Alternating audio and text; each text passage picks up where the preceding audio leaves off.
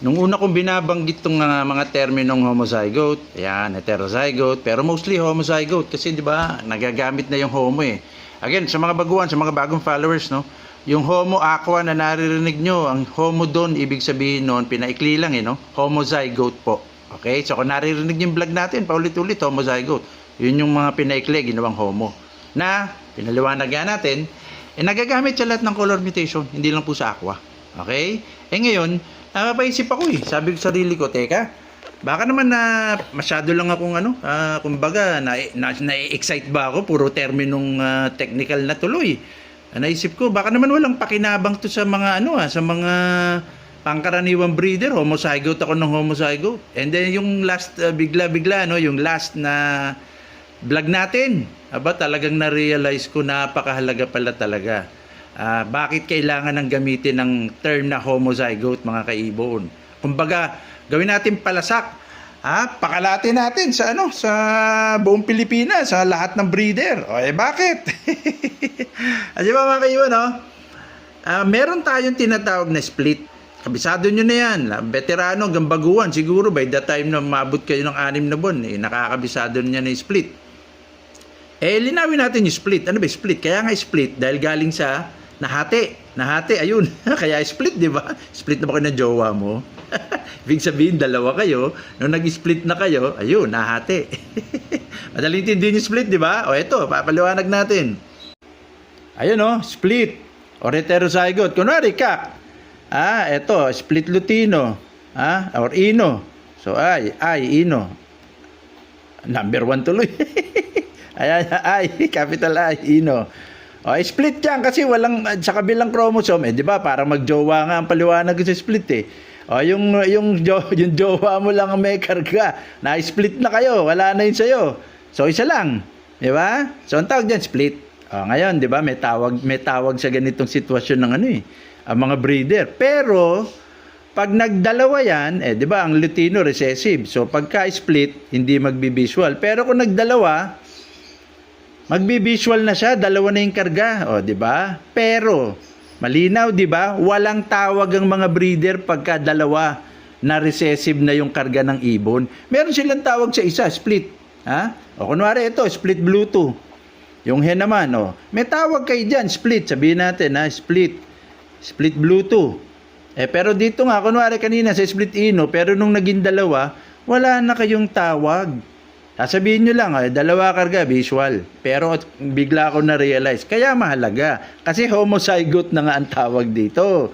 Homozygote ino ngayon. Ayan tandaan mabuti. Homozygote ino. Sir, anong kinalaman yan? Malaman ko kung tatawagin kong homozygote ino yan. Abay, yan? Legit na legit.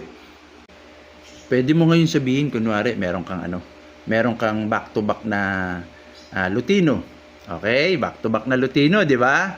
Parehong split sa blue. Back-to-back lutino, split sa blue. Pag back-to-back, parehong visual. Di ba? Pag parehong visual, dalawa karga. Ayan. Pag dalawa karga, homozygote na siya. Ulitin natin, Back-to-back visual na lutino. Di ba? Nagiging lutino ka lang, lalabas yung pagka-lutino mo, pagka dalawa karga. Hindi split So, dalawa karga. Di ang tawag mo doon, homozygote lutino. Di ba? Sir, anong kaalagaan nun? Kung malaman ko ng homozygote lutino yun. Kasi ganito. Meron kang parisan na homozygote lutino. Ito, subukan natin. Kak, tsaka hen. Okay, teka lang. Sabihin na lang natin na itong kak na to, ino na. Visual ino. Ito ring hen, visual ino. Ayan visual. Visual.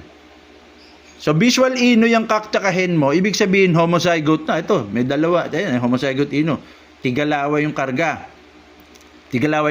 Ipagpapalagay nga natin ngayon na split sa blue one.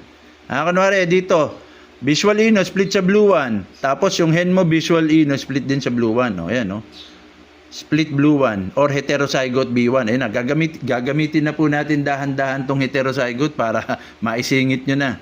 Split B1 or heterozygote B1. Kasi nga po pag isa lang heterozygote ang tawag. Isa lang. Pero pag yan, dalawang ino, homozygote. Di ba? So yung split actually, ginagamit ng breeder, pero ang mga scientists, heterozygote ang tawag sa ganyan. So, eto na. Visual ino pareho. Meron kang B1, split B1 sila. Maglalabas ngayon ng 25% na na albino. Bakit? Eto na. Sana hindi kayo masyado malito, lalo na sa mga baguhan.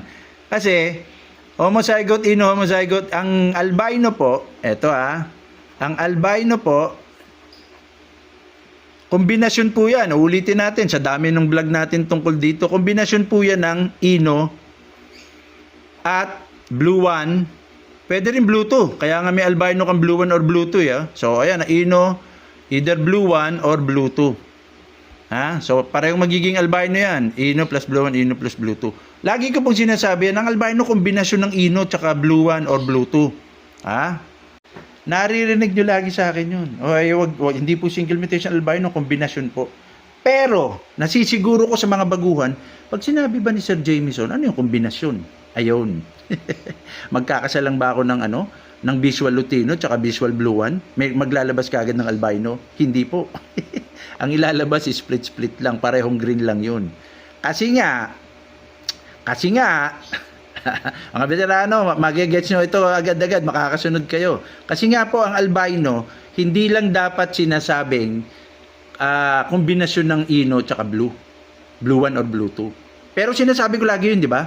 Sir, sabi nyo, kombinasyon. Ba't sabi mo ngayon, dapat hindi lang ganun lagi sinasabi dahil hindi pa po ganun ka-accurate. Yung sinasabi ko. Kasi nga, hindi ko pa maipaintindi sa inyo kung ano yung konsepto or termino na homozygote. Ngayon, naiintindihan nyo na, sasabihin ko na ngayon. Mga kaibaw ng albino po, kombinasyon po yan ng homozygote ino at homozygote blue 1 or homozygote blue 2. Depende kung ano yung visual blue mo na homozygote. Sinasabi ko na yan kasi may albino na homozygote ino, homozygote blue 2, may albino din homozygote ino, homozygote blue 1. Kasi nga may dalawang visual blue na. So, ito, ulitin natin Kapaki-pakinabang at magigets kagad kahit ng baguhan, ay ang albino pala. Kombinasyon pala ng homozygote ino at homozygote blue 2. Ayun naman, ibig sabihin yung ibon, may kargang dalawang blue 2 or dalawang blue 1 at may kargang dalawang ino. Kaya, homozygote ino and homozygote blue 1 or homozygote blue 2. Ayun mga kaibon. So ngayon, gets kagad ng mga baguhan, ay hindi pala agad-agad porkit nagkasa ka ng Lutino tsaka blue, magkaka-albino ka. Kasi yun lang madalas kong naririnig kay Sir Jamieson Ang albino daw kombinasyon daw ng Lutino tsaka blue. Di ikasa ko Lutino tsaka blue. Ayun nga, green lang lalabas doon, ang lahat ng anak, split ino, split blue.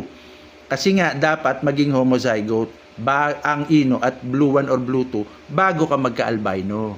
Ayun, nagigets na ba? Clarify lang kagad. Di ba, ang laking pakinabang ng terminong homozygote? Salamat po mga kaibo. Hasta la vista!